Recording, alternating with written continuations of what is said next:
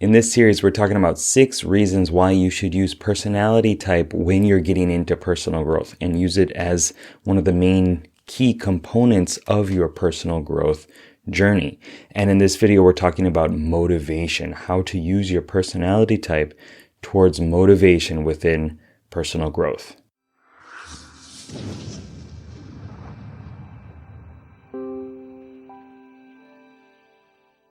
One of the biggest points of leverage in my personal growth journey was knowing my personality type. That moment that I learned it and kind of understood the system and read a description of it or heard it. I read a description and then I heard a podcast by Personality Hacker on the INFP personality type, and it really sank in.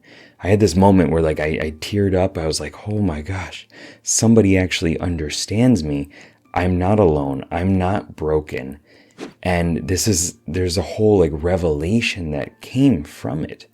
And that sense can, if you use it appropriately, can be very empowering. Knowing that, okay, there is a system out there to help me deal with my weirdness in whatever way it comes and be able to shape it into personal growth, into at least self-understanding and awareness, but more towards, okay, this is the model. What do I need to leverage here? What do I need to adjust? What are my weaknesses? What are my strengths?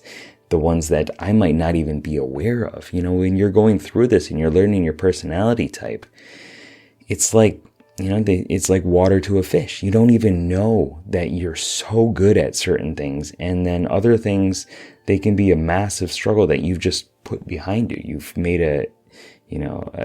an unconscious effort to ignore it. Sometimes a conscious effort to distract yourself, to go do other things and not actually focus on those weaknesses because you want to focus on your strengths. But if you don't know your strengths, if you don't have the language for it, it's very difficult to do. And that's what personality type helps you out with. And within that, you can know which steps you need to take. If you use the Myers-Briggs system and you dig into the cognitive functions a little bit, you can check them out on this channel as well. And you can find that, okay, my dominant function and my auxiliary function, those are my 2 key strengths. Okay, my dominant function is something that I'm just really, really good at. It's an unconscious competence, and developing my life and shaping my life around that is going to be very beneficial. And your auxiliary function is a strength. It's a skill, but it's also something that you've probably not developed as much intentional effort around. You just kind of use it when you need to, when it can be a tool, and it's easier to pass that off and go to your tertiary function. I know we're getting a little jargony here, but it's easier to go to your tertiary function and say, okay, this is the thing that I like to do. This is my, if I'm an introvert, I get to stay within the inner world and I just get to do more inner world stuff and not actually do that scary outer world stuff. Or if you're an extrovert, it's the opposite. I get to keep doing stuff. I get to keep going and making actions and making some impact on the world without slowing down and settling and going through what it means to me as a human being. And then your inferior function, also known as your aspirational function, is something that you can very easily just get swept up in. When your world is not going the way you want it to, when things get really out of control, you get extremely stressed out, you hit a wall, whatever metaphor you want to use, that's when that comes out. But it's also an aspiration because it's something that you want to have more control over. I know as an INFP in my life, I want more structure in my life. I fight it in a lot of ways, but I know that if I were able to shape my life in the way that I want, I would be able to follow my dreams and passions more easily. That all comes from just knowing a little bit of personality type. And then knowing that, okay, well, these are the 2 strengths. I need to build my life more around those 2 strengths. Those are the 2 weaknesses. Okay, well, it's time to delegate those out. It's time to build more awareness around those. When am I falling into the loop of just maintaining the status quo instead of changing things in my life? And also you can use personality type to know what you're attracted to. Just in a general sense, if you're an NF within the Myers-Briggs, well, then you're probably into ideas, imagination, and people in some way. And if you're an ST, you're into your body, into the actual experiences, and the more logical approach to it. So you're combining the body and the head, right? And how can you bring that out into your life in a better sense? Could be being a mechanic, right? It could be the blacksmith.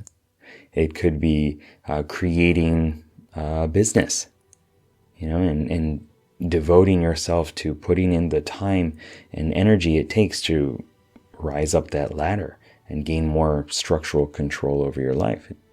There are many different ways of looking at this. And personality type is going to give you a massive advantage on which ones should you likely focus on, because you're innately going to be attracted to it in some way based on the personality type models. And that all loops into understanding your passions. Like, what motivates you? What really inspires you to do things? Well, if you follow your dominant function, if you follow your auxiliary function, if you follow a different personality type model, and you look at it and it's, you can find that there is something within there that's saying, these are your passions, these are your motivations in some way. Now you have to dig in within yourself, take some notes, list the times that you were in flow, list the times that you were feeling positive, inspired, on purpose, motivated, and see how they match up within the personality type system.